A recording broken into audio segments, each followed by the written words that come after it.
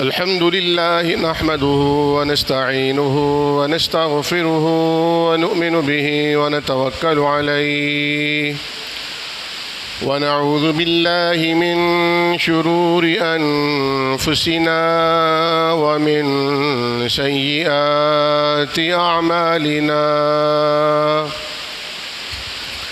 من يهده الله فلا مضل له ومن يضلل فلا هادي له ونشهد أن لا إله إلا الله وحده لا شريك له ونشهد أن محمدًا عبده ورسوله اللهم صل على محمد وعلى آل محمد كما صليت على إبراهيم وعلى آل إبراهيم إنك حميد مجيد اللهم بارك على محمد وعلى آل محمد كما باركت على إبراهيم وعلى آل إبراهيم إنك حميد مجيد أما بعد فإن خير الحديث كتاب الله وخير الهدي هدي محمد صلى الله عليه وسلم وشر الأمور محدثاتها وكل محدثة بدعة وكل بدعة ضلالة وكل ضلالة في النار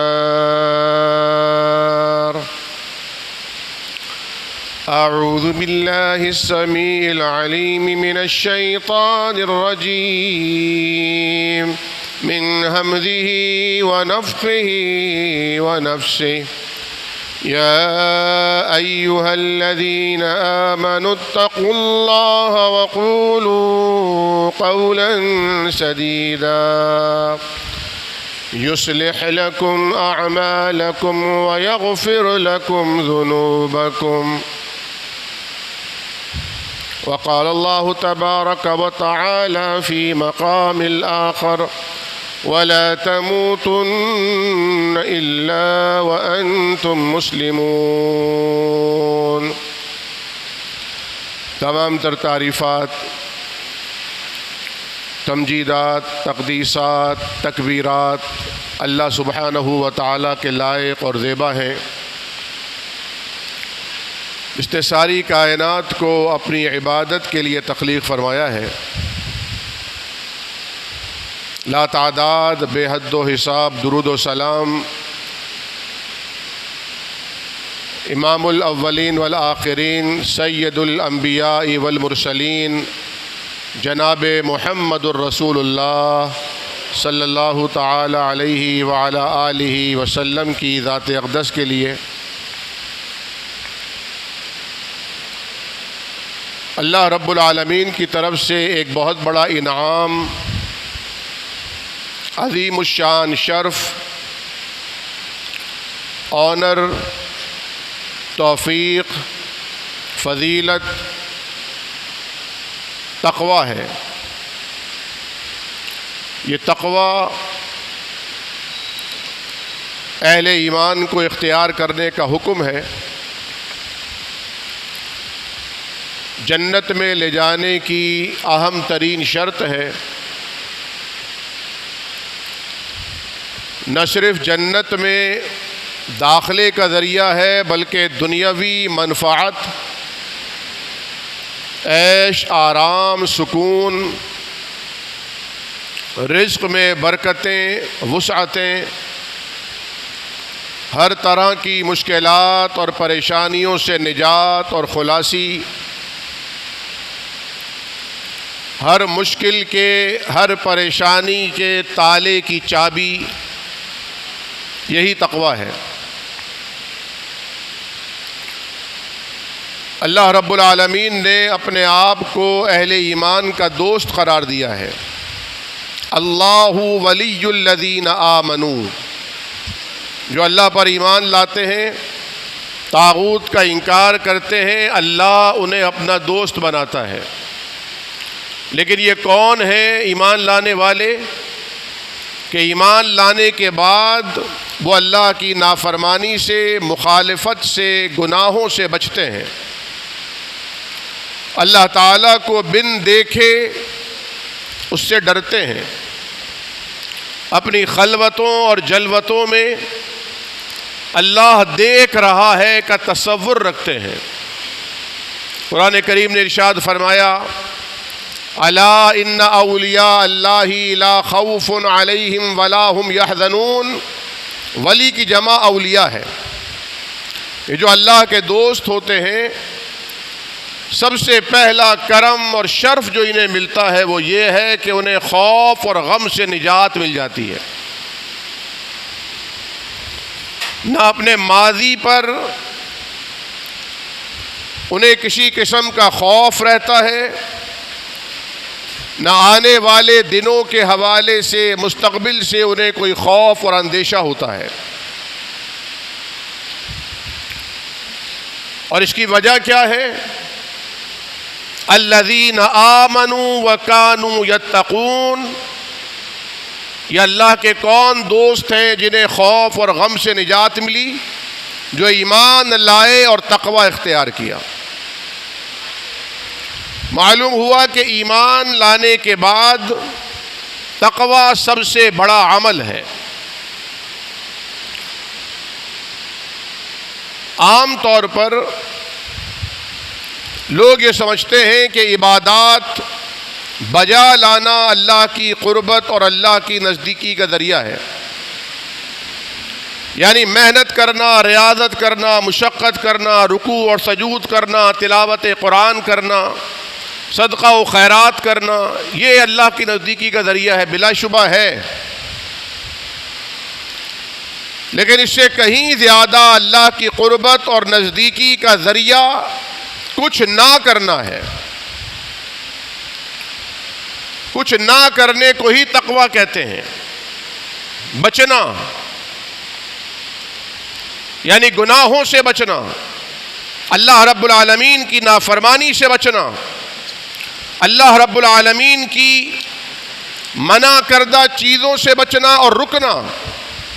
آپ کچھ کر نہیں رہے، نہیں کرنے پر آپ کو اجر مل رہا ہے، رکنے پر آپ کو اجر مل رہا ہے، اور اجر بھی ایسا، فرمایا ان اللہ لمع المتقین، اللہ تعالی تقوی اختیار کرنے والوں کو اپنی معیت، اپنا ساتھ عطا کرتا ہے۔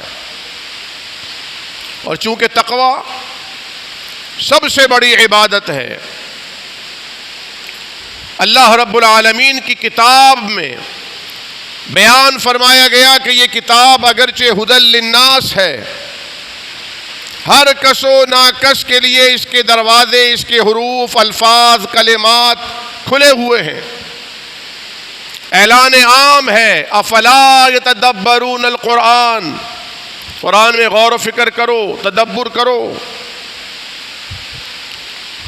لیکن کتنا ہی تدبر کیوں نہ کر لیا جائے، کتنا ہی غور و فکر سے کام کیوں نہ لیا جائے، اگر تقوی کا جوہر پیدا نہیں ہوگا تو یہ قرآن اس کی ہدایت کا سامان نہیں کر سکتا۔ فرمایا ھدی للمتقین، یہ ہدایت بنتا ہے ان کے لیے جو صاحب تقوی ہوتے ہیں، جو متقی اور پرہیزگار ہوتے ہیں۔ پچھلے جمعہ کو بھی اس حوالے سے گفتگو ہوئی تھی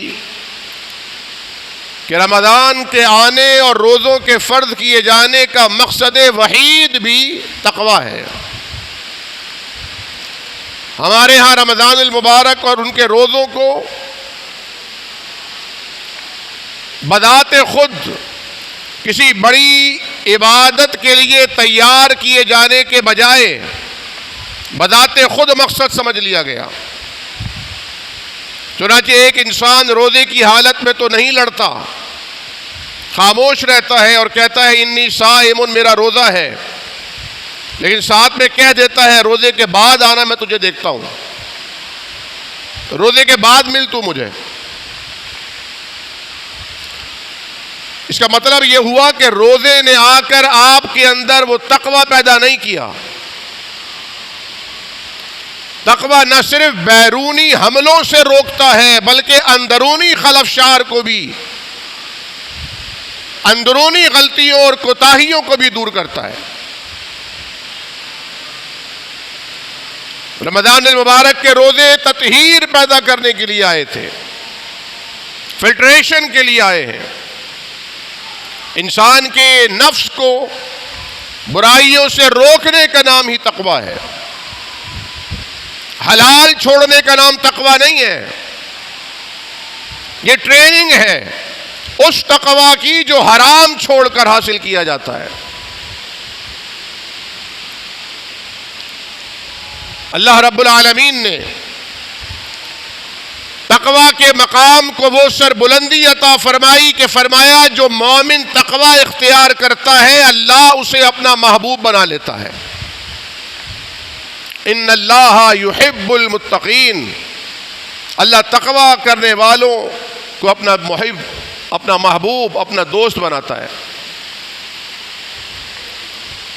اور قرآن کریم فرقان حمید میں حابیل اور قابیل کے مکالمے میں رب تعالیٰ نے بیان فرمایا انما یتقبل اللہ من المتقین، اللہ رب العالمین تو قربانی بھی، نذر بھی، نیاز بھی، صدقہ بھی، خیرات بھی اس کا قبول کرتا ہے جو صاحب تقوی ہوتا ہے، جو متقی ہوتا ہے۔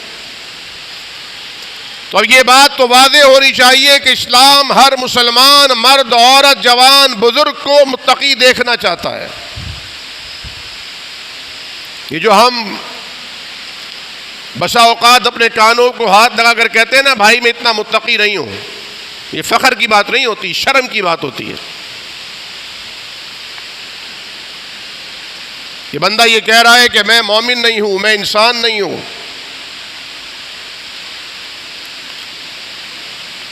رمضان المبارک کے روزے تقوی پیدا کرنے کی مشق ہے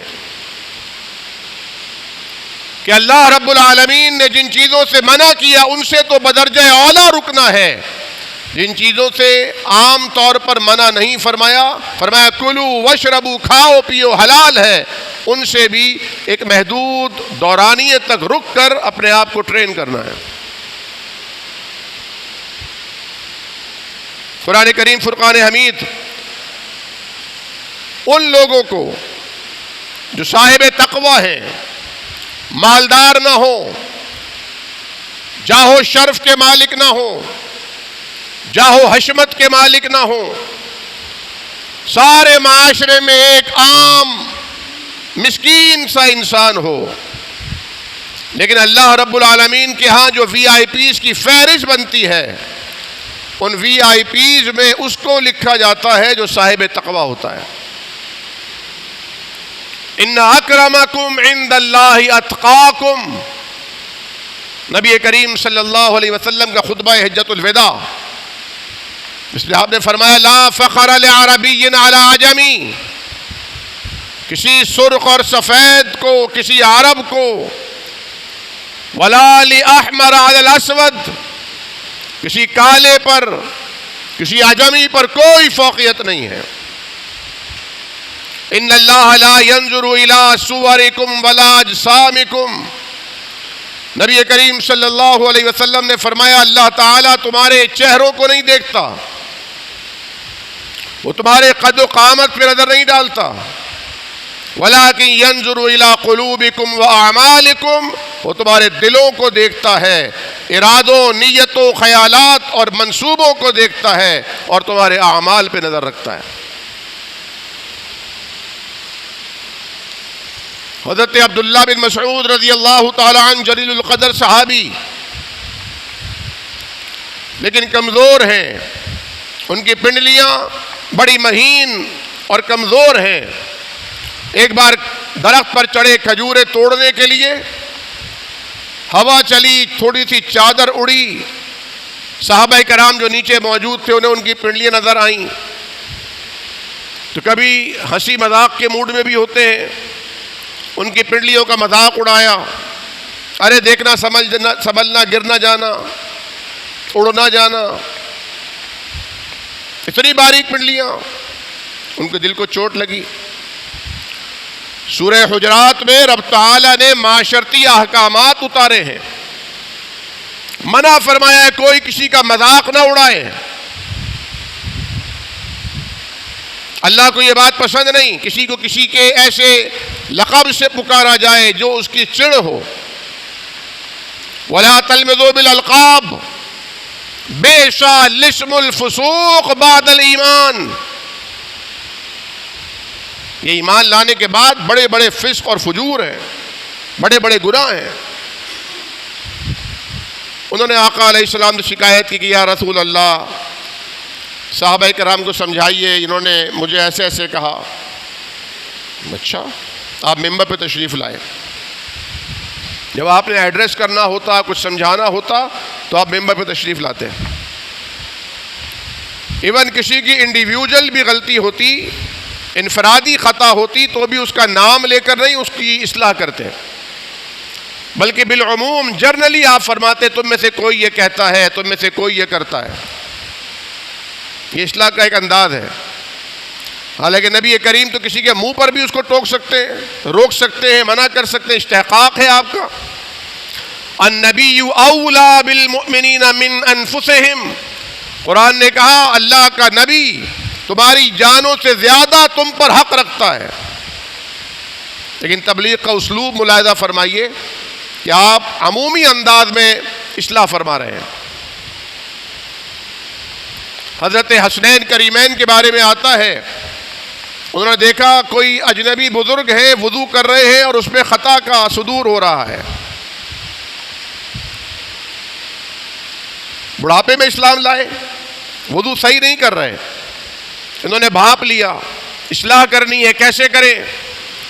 کہنے لگے چچا جان، بابا جی ہم وضو کرتے ہیں، آپ دیکھیے اگر غلطی کرے تو ہمیں سمجھا دیجئے گا۔ دونوں بچے وضو کر رہے ہیں اور صحیح وضو کر رہے ہیں، ان کو ٹیلی ہو گیا، انہوں نے کہا بیٹا جزاک اللہ، تم نے مجھے بھی سکھا دیا۔ تو حضرت عبداللہ بن مسعود رضی اللہ تعالیٰ عنہ کی شکوے پر حضور ممبر پہ تشریف لائے، فرمایا لوگوں سنو، تم میں سے کسی نے عبداللہ بن مسعود کی باریک پنڈلیوں کا، کمزور ٹانگوں کا مذاق اڑایا ہے۔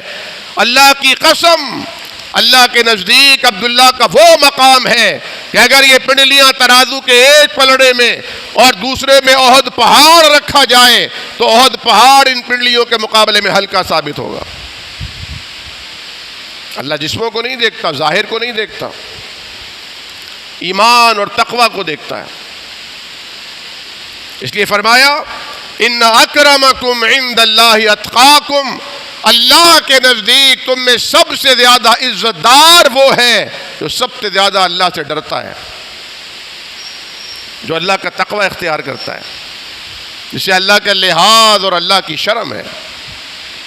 ایک صاحب نے آ کے سوال کیا، کیونکہ حضور کریم صلی اللہ علیہ وسلم ایک رہنما تھے، لیڈر تھے، قائد تھے، ہر ایک سوال کا آپ جواب دیتے تھے۔ سوال کیا کہ کیا انسان تخلیے میں، تنہائی میں برہنہ ہو سکتا ہے؟ کوئی دیکھنے والا نہیں ہے؟ اللہ کے حبیب نے فرمایا اللہ تعالی زیادہ حقدار ہے کہ اس سے حیا کی جائے۔ تنہائی میں بھی ہونے کی ضرورت نہیں ہے، یہ انسان کا شرف ہے، اس کا لباس، اور باعث تقوی ہے اس کا لباس۔ قرآن کریم فرقان حمید فرماتا ہے ہمارے بابا اور اماں نے جب اس درخت کا پھل چکھا، سب سے پہلا جو ان کے ساتھ ٹریجڈی ہوئی وہ یہ ہوئی، ان کا وہ لباس فاخرہ اتروا لیا گیا۔ انہوں نے دیکھا کپڑے کہاں گئے، پھر وہ جنت کے پتوں سے اپنے جسم کو چھپانے لگے۔ تو یہ بے حیائی، فحاشی، عریانی یہ گناہ کی وجہ سے جنم لیتی ہے۔ جتنے زیادہ گناہ بڑھیں گے، فواحشات اور منکرات کی طرف انسان کے قدم بھی اٹھیں گے، ہاتھ اور پیر بھی اٹھیں گے۔ اور تقوی یہ ایک شعور ہے، یہ ایک لحاظ ہے، ایک مروت ہے، یہ راستے میں آنے والے وہ بیریئر ہیں جو انسان اپنے آس پاس لگاتا ہے۔ نبی کریم صلی اللہ علیہ وسلم نے ایک مثال پیش فرمائی، فرمایا کہ جس طرح کسی بادشاہ کی چراگاہ ہوتی ہے جہاں اس کے شاہی جانور، شاہی گھوڑے وغیرہ چرتے ہیں، اب اگر ایسی چراگاہ ہے کہ عام آدمی کے مویشی بھی اس کی چراگاہ کے آس پاس منڈلا رہے ہیں تو خدشہ ہے کہ وہ شاہی چراگاہ میں منہ نہ مار لیں، تو پھر جرمانہ دینا پڑے گا، اس لیے دور دور ہو کے چلنا ہے۔ فرمایا اسی طرح اللہ کی چراگاہ اس کے محارم ہیں جو اللہ نے حرام کی ہے۔ اس کی مثال یوں سمجھیے، ایک چھت ہے جس کی باؤنڈری نہیں ہوئی، اوپن چھت ہے، آپ وہاں بیچ میں نماز پڑھ رہے ہیں، آپ کا بچہ کھیل رہا ہے، لیکن آپ نے کہا ہے بیٹا یہیں بیٹھ کے کھیل سکتے ہو تو کھیلنا، انہیں نیچے چلے جاؤ، بھاگنا نہیں اٹھ کے، کیونکہ تم تو چھت پر بھاگو گے، لیکن چونکہ اس کی باؤنڈریز نہیں ہے اس لیے مبادا خطرہ ہے اس بات کا کہ تم نیچے نہ گر جاؤ۔ اس لیے شریعت نے کہا کہ حرام چیزوں کے قریب بھی نہ جاؤ۔ ان امور کو کہتے ہیں مشتبہات، شبہ والی چیزیں جو انسان کو شبہ میں ڈالتی ہیں انہیں بھی چھوڑ دو۔ حدیث شریف میں آتا ہے کہ انسان کا ایمان یہ ہے کہ وہ ان چیزوں کو جو شبہ میں ڈالتی ہے ترک کر کے ان چیزوں کو اختیار کرے جو شبہ سے پاک ہے۔ اللہ نبی کرم صلی اللہ علیہ وسلم کو رب تعالی نے صحابہ کرام کے اندر یہ تقوی پیدا کرنے کا درس دیا۔ فرمایا اتق اللہ، اللہ سے ڈرو، تکن عابدن، تم عابد بن جاؤ گے۔ اللہ رب العالمین کی عبادت وہ شرف ہے جو اللہ رب العالمین انسانوں کو عطا فرماتا ہے، اور جو عبادت کے شرف سے محروم ہو جاتے ہیں وہ انسان ہی نہیں رہتے۔ قرآن نے انہیں مویشی، ڈھور ڈنگر کہا ہے، فرمایا اولئک کالانعام بل ہم اضل، یہ تو مویشی ہیں، ڈھور ڈنگر ہیں، انہیں خبر ہی نہیں ان کا رب کون ہے۔ ایک مویشی بھی اپنے آقا کو پہچانتا ہے، اس کے آنے پر خوش ہوتا ہے، جانور بھی، پالتو جانور۔ بہت سے پرندے ایسے ہیں جو اپنے مالک کی آواز پہچانتے ہیں، سیٹی بجانے پر پلٹ کے آتے ہیں۔ یہ انسان کیسا انسان ہے؟ یہ انسان نہیں ہے۔ پھر تقویٰ کوئی ایسا چولا نہیں کہ جسے ایک بار پہن لیا، جب چاہا اتار دیا، جب چاہا پہن لیا۔ سر کی ٹوپی نہیں ہے یہ، جب چاہا پہن لی، جب چاہا اتار دی، یا جب چاہا کسی اور کو پہنا دی۔ یہ تقویٰ ہے، یہ اندر کی کیفیت ہے۔ نبی کریم صلی اللہ علیہ وسلم نے ایک بار 3 مرتبہ اپنے قلب کی طرف اشارہ فرمایا، فرمایا التقویٰ ہا ہونا، تقویٰ یہاں ہوتا ہے۔ وَيَشِيرُ إِلَىٰ صَدْرِهِ، اپنے سینے کی طرف اشارہ فرمایا۔ اس کا بیج یہاں بویا جاتا ہے، یہاں سے کوپلیں پھوٹتی ہیں، پھر باہر برگ اور بہار آتے ہیں، باہر شگوفے کھلتے ہیں، پھل لگتے ہیں، ثمر بار ہوتا ہے۔ تو جتنے زیادہ پھل ہوں گے اتنی تواضع آئے گی، اتنی انکساری آئے گی۔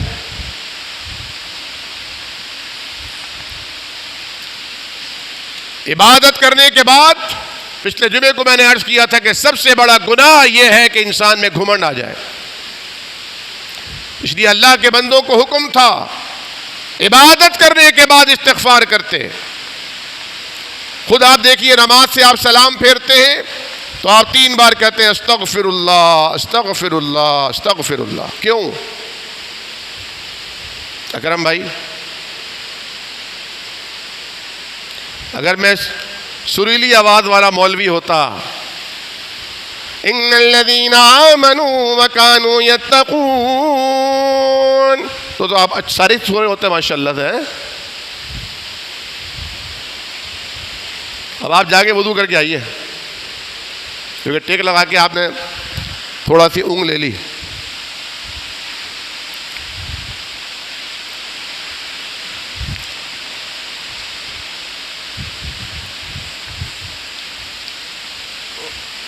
عبادت پر گھمنڈ نہیں کرنا ہے. جتنا زیادہ پھلدار درخت ہوگا اتنا جھکا ہوا ہوگا. بغیر پھلوں کا درخت تنا ہوا ہوگا. جب ہم نے یہ سمجھا کہ تقویٰ چولا ہے پہن لیا تو پھر ہمارے اندر تقویٰ کبھی نہیں آ سکتا. اور اگر ہم نے آج یہ جان لیا کہ تقویٰ ایک روح ہے، ایک اسپرٹ ہے، ایک جذبہ ہے اللہ کی ملاقات کا، اللہ کی دوستی کا، اور مجھے ساری دنیا سے دوستی ٹوٹ جائے اگر رب تعالیٰ سے میری دوستی ہو جائے تو میں کامیاب ہوں، تو پھر میں تقویٰ کے راستے پر چلوں گا، پھر میں برائی کو چھوڑنے پر آمادہ ہوں گا. انسان قربانی کیوں دیتا ہے؟ کوئی سبب ہوتا ہے، کوئی وجہ ہوتی ہے اس کی موٹیویشن کی، اس کے اندر تحریک پیدا کرنے کی.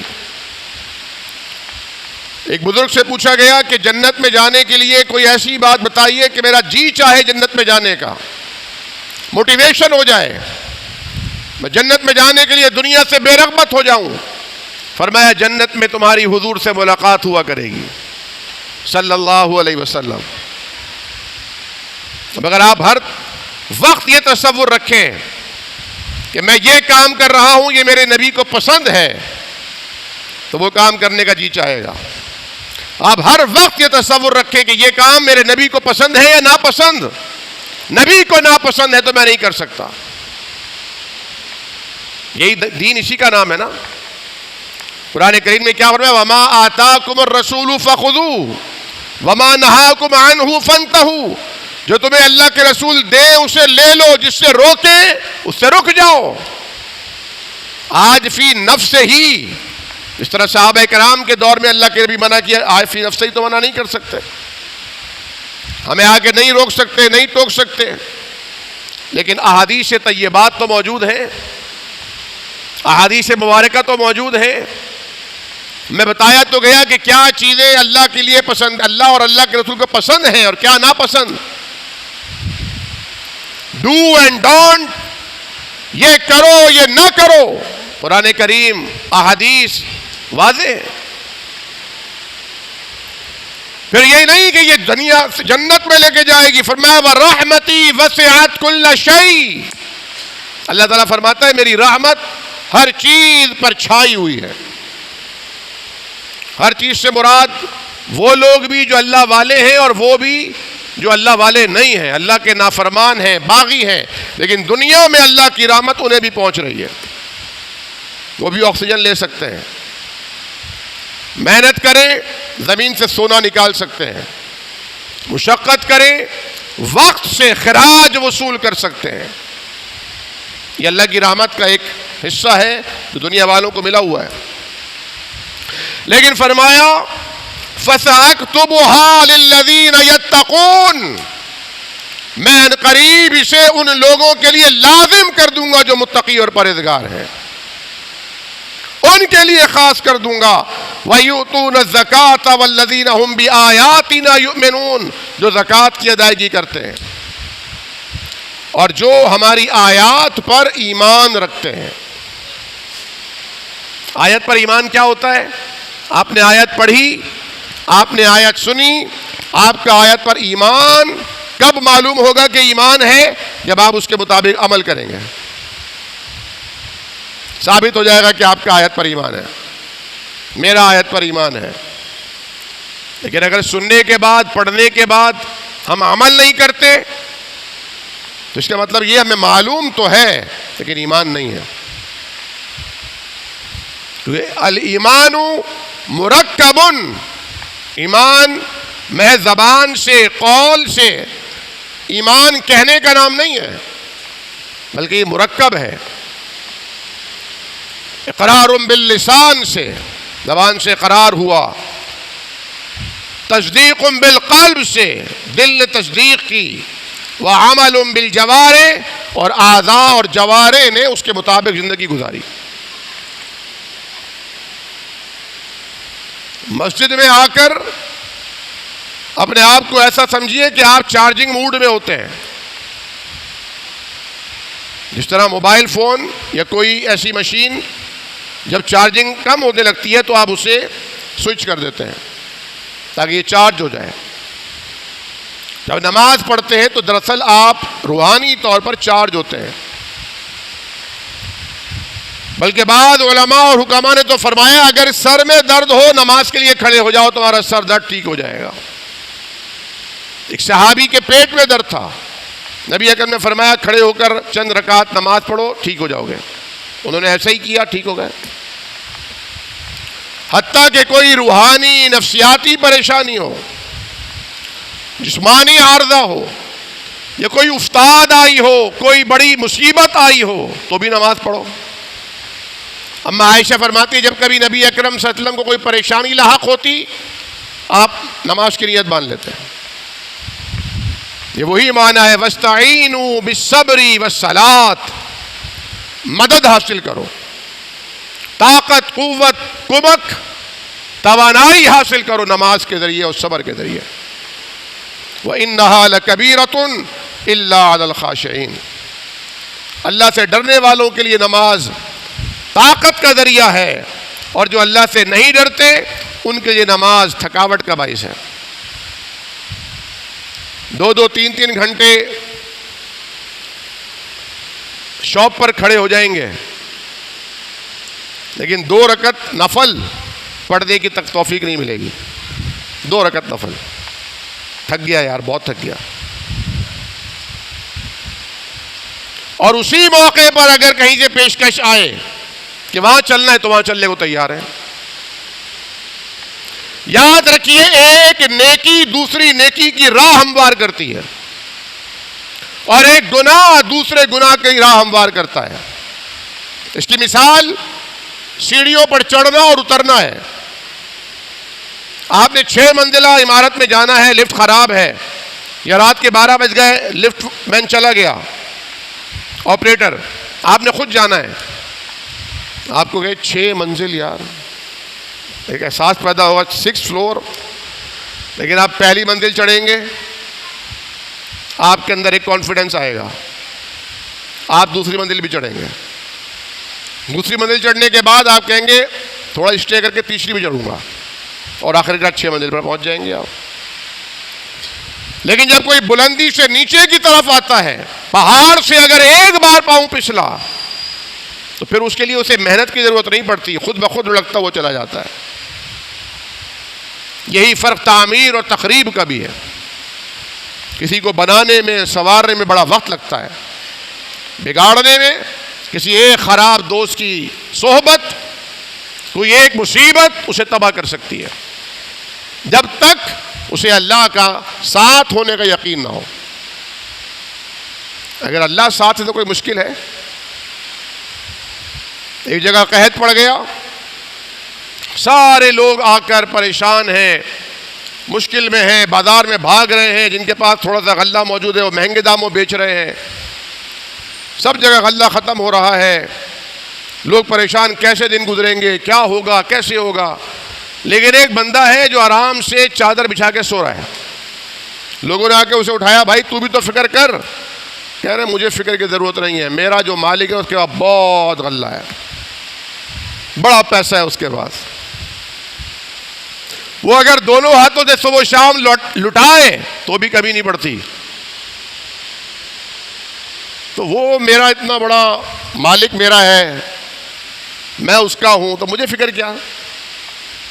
جیسے کسی عارف نے کہا تھا, جسے اللہ کی پہچان ہو گئی تھی, لوگ اسے ڈرا رہے تھے فقر سے, فاقے سے, غربت سے, اسرت سے, تنگ دستی سے. کچھ بچا کے رکھو, کچھ خرید لو, یہ کر لو, وہ کر لو. اس کی زبان پہ آیا کیف اخاف من الفقر وانا عبد الغنی, میں غریبی اور فقیرے سے کیوں کر ڈروں, میں کیسے خوف کر سکتا ہوں غریبی کا جبکہ میں غنی کا غلام ہوں. بھئی سرکاری ملازم جو ہوتا ہے اسے کوئی فکر ہوتی ہے؟ ڈالر بڑھ رہا ہے, گھٹ رہا ہے, کچھ بھی ہو رہا ہے، پیٹرول کی قیمت بڑھ رہی ہے، گھٹ رہی ہے، اسے تو روزانہ کا اتنا لیٹر فری ملے گا. میرے برادر ان لاز ہیں، تو حالانکہ پرائیویٹ سیکٹر میں وہ اچھی پوسٹ پر ہے ماشاءاللہ، تو ان کو باقاعدہ پی ایس او کے کارڈ ملے ہوئے ہیں اور روزانہ کا اتنا پیٹرول فری ہے. کوئی فکر ہی نہیں ہے انہیں، مسئلہ ہی نہیں ہے. کوئی انہیں بتاتا ہے مہنگا، یار خیر ہے یار، اللہ مالک ہے. ہماری زبان سے نہیں نکلتا اللہ مالک ہے. ہمارا مالک نہیں ہے اللہ. ہم اس معصوم ناسمجھ بچے کی طرح ہیں جو نلکے سے پانی آتا دیکھ کر کہتا ہے نلکے سے پانی آ رہا ہے. جس طرح ہم اپنے بچپن میں، ہمارے بچے نہیں، ہم اپنے بچپن میں ٹیلی ویژن دیکھ کر حیران ہوتے تھے، اس میں کیسے گھس گیا یہ بندہ، اتنا بڑا آدمی اس میں کیسے ہے، اتنے سارے لوگ کیسے ہیں. جب چھوٹے تھے نہیں سمجھ میں آتی تھی. آج وہ اتنے بڑے بڑے لوگ آپ کی موبائل اسکرین پر آ گئے. اس ناسمجھ بچے کی طرح ہے ہم سب، جن کی نظر اوور ہیڈ ٹینک پر نہیں جا رہی، انڈر گراؤنڈ ٹینک پر نہیں جا رہی، کہ ساری عزتیں، ساری سربلندیاں، ساری حمایتیں، ساری دولت آسمان سے اترے گی. سجدہ کرو گے، رب تعالیٰ سے تعلق جوڑو گے، تقوی اختیار کرو گے، رب تمہارے لیے آسمان کو برستا ہوا چھوڑ دے گا. یہ قرآن کا حکم ہے. فرمایا وَلَوْ أَنَّ أَهْلَ الْقُرَىٰ اتَّقَوْا آمَنُوا وَاتَّقَوْا، اگر یہ بستی والے ایمان لے آتے، تقوی اختیار کرتے، گناہوں کو چھوڑ دیتے، لَفَتَحْنَا عَلَيْهِمْ بَرَكَاتٍ مِّنَ السَّمَاءِ وَالْأَرْضِ، ہم آسمان سے برکتوں کو نزول کرتے، زمین برکتیں اگل دیتی. کب؟ جب تقوی ہوتا، جب ایمان ہوتا. ہمارے ایمان ہے ہی نہیں. نبی کریم صلی اللہ علیہ وسلم نے فرمایا 3 لوگ ایسے ہیں جنہیں اللہ قیامت کے دن رحمت کی نظر سے دیکھے گا بھی نہیں. وہ اللہ جو کل قیامت کے دن مومنوں کے لیے مہربان ہوگا، اس کی مہربانی صرف اہل ایمان کے لیے ہوگی. وہ رب تعالی جس کی محبتوں کے 100 حصے ہیں، 99 اس نے اپنے پاس رکھے، ایک حصہ زمین پر اتارا ہے، جس کی بنا پر لوگ ایک دوسرے پر جان چھڑکتے ہیں. ماں اپنے بچوں سے محبت کرتی، ایک حصہ. وہ اللہ رحمت کی نگاہ نہیں ڈالے گا. ایک کون ہوگا؟ اپنے والدین کا، بالخصوص ماں کا نافرمان، ماں کی بات کو ٹالنے والا، بحث کرنے والا. اللہ ہم سب کو اس گندے گناہ سے محفوظ و معمون فرمایا. جو لوگ مبتلا ہیں وہ توبہ کریں، استغفار کریں، معافی مانگیں، اللہ کی راہ میں صدقہ و خیرات دے کے معافی مانگیں، صلاۃ التوبہ پڑھ کے معافی مانگیں، ماں کی خدمت کر کے ان کے چہرے پر مسکراہٹ لا کے معافی مانگیں. نظر رحمت نہیں ڈالے گا اللہ ماں کے نافرمان پر. اور آج کل یہ عام ہے، بچے ماں سے بحث کرتے ہیں، مباحثہ کرتے ہیں، بات نہیں مانتے. اور یہی بچوں کی جب شادیاں ہو جائیں پھر تو بدرجہ اولا نہیں مانتے. وہ ایک لطیفہ آیا کہ امریکہ کو چھوڑو، بیگم سے بنا کے رکھو. شہری میں پراٹھے امریکہ نہیں بنائے گا، تمہاری بیگم بنائے گی. تو کہنے کو لطیفہ ہے، لیکن یہ لوگوں کی ذہنیت سامنے رکھتا ہے. یعنی آپ کی ساری سوچ، فکر، ایٹیٹیوڈ سب آپ کے پیٹ سے متعلق ہے. ساری کہانی آپ کے پیٹ کے گرد گھوم رہی ہے بس. یہ رویوں کا اظہار ہوتا ہے ایسے لطیفوں سے. دوسرا وہ جو احسان جتاتا ہے، کبھی کسی کے ساتھ اچھا سلوک کر دیا، اب احسان جتا رہا ہے، میں نے یہ کیا تھا، میں نے وہ کیا تھا. انسان تو ذریعہ بنتا ہے، فیصلے تو اللہ رب العالمین فرماتے ہیں. انسان تھوڑی کسی کو کوئی دے سکتا ہے. اور تیسرا فرمایا وہ جو جھوٹی قسم کھا کے اپنا مال بیچتا ہو. کیا عام نہیں ہے آج کل؟ یہ بیماری عام نہیں ہے. لوگ اپنی چیزوں کے لیے قسمیں نہیں کھا رہے, جھوٹ نہیں بول رہے, فراڈ نہیں کر رہے, دھوکہ نہیں. اگر اللہ پر ایمان ہے تو انسان جھوٹ نہیں بولے گا, اس کا ایمان ہے. فرمایا یا ایھا الذین آمنوا ان تتقوا اللہ یجعل لکم فرقانا, اے ایمان والو تم تقوی اختیار کرو, اللہ تمہارے لیے حق اور باطل میں, نیکی اور بدی میں, اندھیرے اور اجالے میں فرق پیدا کر دے گا, فرقان پیدا کر دے گا. یکفر عنکم سیئاتکم, اللہ اس تقوی کی برکت سے تمہاری پچھلی غلطیوں کو, کوتاہیوں کو, گناہوں کو معاف کر دے گا. یہ تقوی تمہاری سابقہ زندگی کا کفارہ بن جائے گا. وَيَغْفِرْ لَكُمْ, اور اللہ تمہارے گناہوں کو معاف کر دے گا. وَاللَّهُ ذُو الْفَضْلِ الْعَظِيمِ, اور اللہ تعالیٰ بہت بڑے فضل کا مالک ہے. پھر فرمایا وَمَن يَتَّقِ اللَّهَ يَجْعَل لَّهُ مَخْرَجًا, جو تقوی اختیار کرے گا اللہ تعالیٰ ہر تنگی سے نکلنے کا راستہ بنا دے گا. انتہائی پیاری دعا ہے. آپ سمجھتے ہیں آپ کی ٹرک, آپ کی ایفرٹ, آپ کی پلاننگ تنگیوں سے نکالے گی؟ نیور, نہیں کرے گی, نہیں نکال سکتی. آپ کا ہارڈ ورک آپ کو کامیاب کرائے گا؟ نہیں. اسمارٹ ورک کامیاب کرے گا؟ نہیں. آپ کا تقوی آپ کو کامیاب کرائے گا.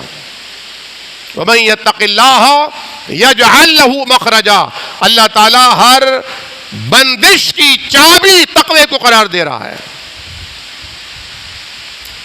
ہماری جو بھائی کی جو بیوی ہے نا, ہماری بڑی بھاوچ, ان کی نظر میں بڑی کاٹ ہے. میں نئی گاڑی لے کے آیا, نظر لگا دی انہوں نے, آگے گیا ایکسیڈنٹ ہو گیا.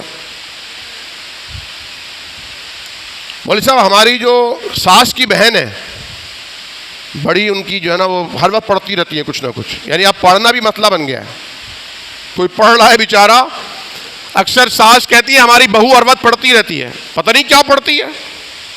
مجھے ابھی خیال آیا, میں جب نماز میں اتحیات میں بیٹھا ہوتا ہوں تو مجھے لگتا ہے کہ شاید آپ کی اتحیات ہو چکی ہوگی, کیونکہ آپ تو ماشاءاللہ ادب احترام کرتے ہیں, نہیں بولتے. لیکن ایک جگہ مجھے کسی نے کہا بھائی ہم تو پڑھ کے فارغ ہو گئے, آپ کیا پڑھ رہے تھے, سلام نہیں پھیرا. تو میں نے ان کو سنایا پھر کہ میں کیا پڑھ رہا تھا. ساری مستون دعائیں.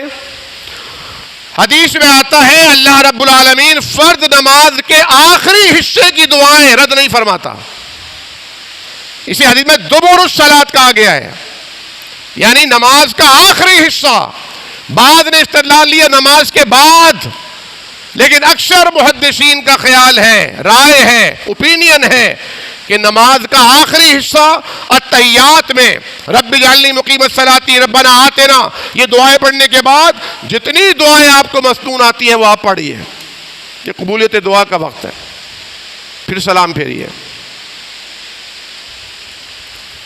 تو اور دعاؤں کے ساتھ میں نے 2 دعائیں بھی لازمی کی ہوئی ہیں, نفل ہو فرض ہو میں اسے ضرور پڑھتا ہوں. ایک تو ہے رب ارحمہما کما ربیانی صغیرا, اے پروردگار میرے والدین پر رحم فرما, شفقت فرما, جس طرح انہوں نے بچپن میں ہم پر رحمت کی تھی, شفقت کی تھی, ہمیں پالا تھا, پوسا تھا. اور دوسری ربنا ہب لنا من ازواجنا وذریاتنا قرۃ اعین واجعلنا للمتقین اماما, کہ پروردگار ہماری آل اولاد کو ہماری آنکھوں کی ٹھنڈک بنا دے, انہیں کوئی ایسی تکلیف نہ پہنچے جو ہماری آنکھوں میں آنسو لے کر آئے, خاص طور پر خون کے آنسو, غموں کے آنسو. تو آپ کو مشورہ دیتا ہوں, پڑھیے. پہلے بھی ایک مشورہ دیا تھا آپ کو کہ گریجولی اپنی تسبیحات پڑھنا شروع کیجئے. ایک صاحب نے بتایا آپ نے مجھے کہا تھا میں نے تسبیحات پڑھی ہیں سارے مسئلے حل ہو رہے ہیں. میں نے کہا یہ میں نے تھوڑی بتایا تھا, تو حضور نے بتایا تھا کہ اگر تو ہر وقت درود پڑھتا رہے گا, اتنا پڑھے گا کہ تجھے دعا مانگنے کا وقت بھی نہیں ملے گا, تو رب تعالیٰ تجھے بغیر مانگے تیری مراد دیا کرے گا. تو اللہ کے حبیب نے فرمایا ہے. تو ذکر کیا کیجئے, غافل نہ رہا کیجئے, چپ نہ بیٹھے رہا کیجئے, ذکر کیا کیجئے. یہ ذکر آپ کے دل کو, دماغ کو, اعضاء کو, روحانیت کو تقویت دے گا انشاءاللہ. تو ساس کہہ رہی ہے میری بہو بہت پڑھتی ہے, پتہ نہیں کیا پڑھ کے پھونکتی ہے. بیٹا جو ہے نا بالکل بدل گیا ہے, بالکل بدل گیا. پہلے آتا تھا, بیٹھتا تھا ہمارے پاس, تھوڑی سنتا تھا, سناتا تھا, پھر جاتا تھا. تو بیٹھتا ہی نہیں ہے. میں نے کہا وہ آپ کے پاس بیٹھے گا, آپ اس کی بیوی کی برائیاں کرو گے, ہمت ہے نہیں اس کی بیوی کو کچھ بولنے کی, تو کیا کرے بیچارہ, تو چھپتے چھپاتا پھرے گا. آپ تھوڑا سا چینج کر دو, میتھڈ چینج کرو. بیوی کی بات کرنا, بہو کی بات کرنا چھوڑ دو, ادھر ادھر کی باتیں کرو. کوئی قصہ سنا دو, کوئی بات سنا دو, بچپن کا کوئی واقعہ سنا دو. پھر دیکھو بچہ آگے بیٹھے گا کہ نہیں بیٹھے گا. اس کے تو خود دل کڑتا ہے بیچارے کا, دل کٹتا ہے. دل چاہ رہا ہے اماں کے پاس بیٹھنے کا, دماغ نہیں چاہ رہا. دل چاہ رہا ہے, دماغ نہیں چاہ رہا. اب دل اور دماغ کی کشمکش ہے, کیا کرے بچہ. تو ماں باپ کو بھی ذرا سوچنا چاہیے. عام طور پر یہ رواج ہے کہ وہ ہماری جو جٹھانی ہیں وہ نظر لگا دیتی ہیں, انہوں نے بندش کر دی ہے. پہلے تو بڑا ماشاءاللہ کام چل رہا تھا, جب سے یہ لے کر گئے اپنے ہمزلف کو اپنے کارخانے میں, ہمزلف نے کہا میں جھاڑو دے دوں, انہوں نے جھاڑو لگائی, اس دن سے جھاڑو پھر گئی. تو بیچارے نے ایک اخلاقاً کام کیا کہ چلو میں جھاڑو لگا دیتا ہوں. بھائی کی کمر میں درد ہے, بھائی نہیں لگا پا رہا ہے, بچہ نہیں آ رہا, میں لگا دوں. انہوں نے کہا وہ بہت پڑھتے ہیں, تو انہوں نے جھاڑو لگا دی. اس کے بعد سے کوئی گاہک آ ہی نہیں رہا. بھائی بندش تو آپ کے گناہوں کی وجہ سے لگی ہوئی ہے, اس کی چابی تقویٰ ہے.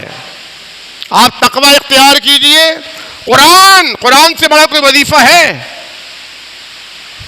کل آج نیوز کے اوپر پروگرام تھا, ایک نیوٹریشن وہاں موجود تھے, نیوٹریشن ماہر غذائیات, جو آپ کو چارٹ بنا کے دیتے ہیں کہ آپ یہ کھائیں, یہ نہیں کھائیں تو آپ کا وزن بڑھے گا, یہ نہیں کھائیں گے تو آپ کا وزن نہیں بڑھے گا. تو میں نے ان سے پوچھا بھائی کوئی وظیفہ بتائیں, ہمارا پیٹ نکل رہا ہے, بغیر کھائے نکل رہا ہے. تو انہوں نے کہا منہ پر زب لگا لیں, مطلب تقویٰ, پرہیز, کھانا بند کر دیں, وزن بڑھنا بند ہو جائے گا. ہم چاہتے ہیں ایسی غذا بتائیں جو وزن کم کرے. مولانا صاحب کی دعوت کی, اتنا کھا لیا کہ گنجائش ہی نہیں بچی. انہوں نے کہا حضرت آپ ایسا کریں, یہ کاربینہ کی 2 گولیاں کھا لیں, انشاءاللہ اس سے افاقہ ہوگا. انہوں نے کہا اللہ کے بندے دیکھ نہیں رہے وہ 2 گلاس جامن پڑی ہوئی ہے, اگر گنجائش ہوتی تھی وہ نہ کھا لیتا میں. اعتدال کا راستہ اصل میں تقویٰ کا راستہ ہے, اعتدال کا راستہ. قرآن کریم نے پہلے فرمایا تھا یا ایھا الذین آمنوا اتقوا اللہ حق تقاتہ ولا تموتن الا وانتم مسلمون. ایمان والو تقوی اختیار کرو جیسے تقوی کا حق ہے, اور خیال رکھنا کہیں مر نہ جانا مگر ایمان کی حالت میں, اسلام کی حالت میں, فرما برداری کی کیفیت میں. دوسرے مقام میں فرمایا یا ایھا الذین آمنوا اتقوا اللہ وقولوا قولا سدیدا. ایمان والو تقوی اختیار کرو, ہمیشہ سیدھی سیدھی سچی سچی بات کیا کرو. اللہ تعالیٰ کیا کرے گا؟ تمہارے گناہوں کو معاف کر دے گا. یصلح لکم اعمالکم, تمہارے اعمال کی اصلاح کر دے گا, تمہارے معاملات میں سنوار دے گا. ومن یتق اللہ یجعل لہ مخرجا ویرزقہ من حیث لا یحتسب.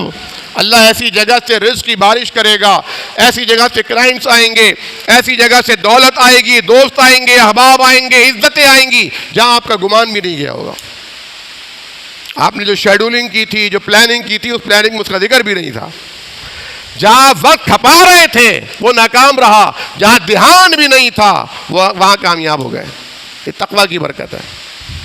اللہ سے دعا کیجئے کہ اللہ مجھے آپ کو اس تقویٰ کے حاصل کرنے کی توفیق عطا فرمائے, ہر مشکل سے نکلنے کا, ہر بندش کے توڑنے اور کھولنے کی چابی یہ تقویٰ ہمیں اختیار کرنے کی توفیق عطا فرمائے. اقول قولی, اور یہ ایک اعلان ہے اہم ترین کہ مسجد میں جو باہر کا جو ایریا ہے وہاں پر احباب کے لیے, نمازیوں کے لیے ڈالا جا رہا ہے شیڈ. تو آدھا کام تو ہو گیا ہے, 35,000 روپے الحمدللہ آ چکے ہیں, بقایا ہیں جو خرچے کے 1,15,000 روپے اس کی ضرورت ہے. احباب اس سلسلے میں تعاون فرمائیں, اور اعتکاف میں جو احباب بیٹھنا چاہتے ہیں وہ فارم حاصل کر لیں. فارم کو فل کر کے جمع کرا دیں، اور جو احباب اعتکاف میں بیٹھنے والوں یا بیٹھنے والیوں کی خدمت کا جذبہ رکھتے ہیں وہ ایک دن پہلے بتائیں کہ بھی ہماری طرف سے آج خدمت ہوگی، تاکہ مسجد کی انتظامیہ انتظام اور انصرام کر سکے۔ انشاءاللہ 27ویں شب کو اس مسجد میں حسب سابق حسب روایت تکمیل قرآن کا پروگرام اور دعا ہوگی انشاءاللہ۔ احباب شرکت فرمائے۔ اقول قولی ھذا استغفر اللہ لی ولکم ولسائر المسلمین۔